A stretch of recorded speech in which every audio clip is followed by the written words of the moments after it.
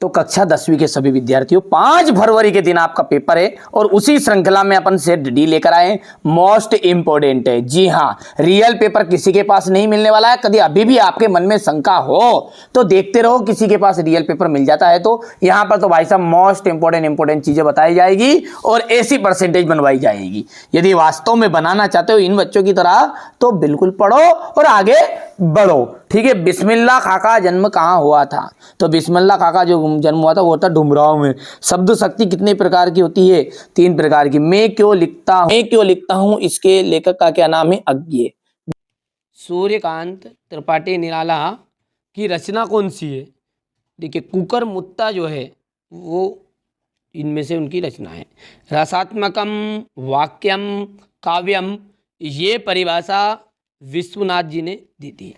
संधि के कितने भेद होते हैं? 3 होते हैं।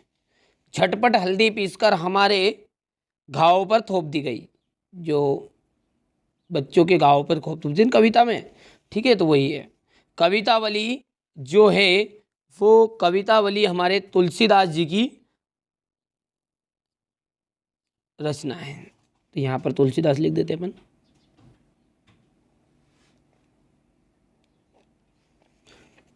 दोहावली भी उनकी है ना। काव्य की शोभा बढ़ाने वाले धर्म को अलंकार कहा जाता है। क्या कहा जाता है? अलंकार। समास के प्रकार होते हैं। समास जो है वो 6 प्रकार का होता है। बिस्मिल्लाह खां बालाजी के मंदिर में रोजाना शहनाई बजाते थे, तो यहाँ पर जाएगा बालाजी।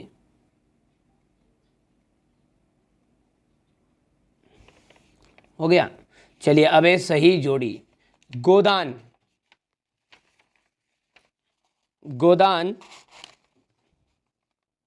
गोदान के जो रचिता है, उपन्यास के रचिता है, वो है हमारे मुंशी प्रेमचंद जी। भिक्षु के जो पत्र है, भिक्षु के पत्र भदंत आनंद कौशल्यान आ जाएगा इसका। तीसरा आ जाएगा आपका, देखिए तीसरा क्या है आपका? अंधे की लाठी। अंधे की लाठी का जाएगा एकमात्र सहारा। चौथा है अणुबम विस्फोट। विज्ञान का दुरुपयोग। वेदनाथ मिश्र, इनका आ जाएगा नागार्जुन का बचपन का नाम।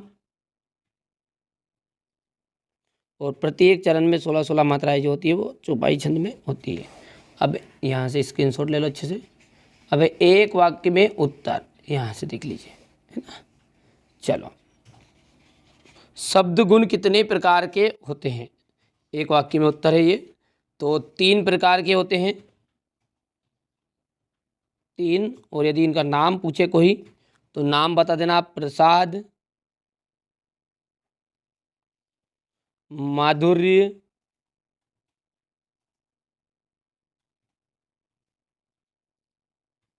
और ओज। कोई 2 लोकोक्तियाँ लिखिए, तो कोई 2 अपने को यहाँ पर उदाहरण देने हैं 2 लोकोक्तियों के, यहाँ पर लिख देना आप कोई भी 2। अज्ञे ने हिरोशिमा कविता कहाँ पर बैठकर लिखी? अज्ञे ने हिरोशिमा कविता जो थी रेलगाड़ी में बैठकर लिख दी थी।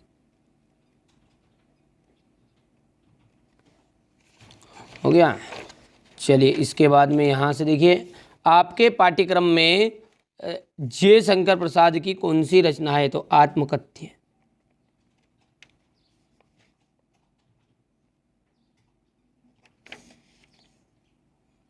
कविता भी लिख सकता आगे। संचारी भावों की संख्या कितनी मानी गई? 33। नाटक में कितने अंक होते हैं? 1 से अधिक अंक होते हैं।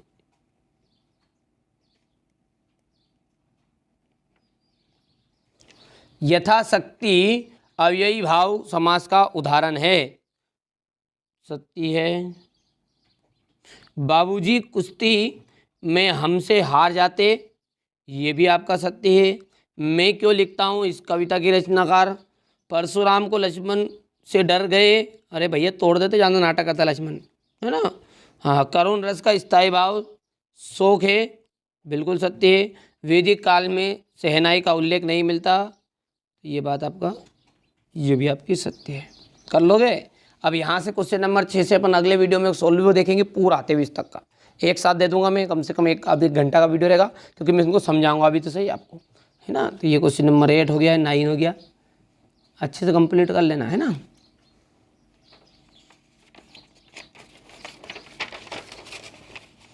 ये क्वेश्चन नंबर 10 है। यहाँ से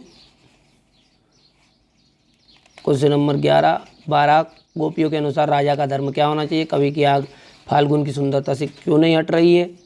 यहाँ से देख सकते हैं क्वेश्चन नंबर ये 15 है, ये 16, 17, ये क्वेश्चन नंबर 18,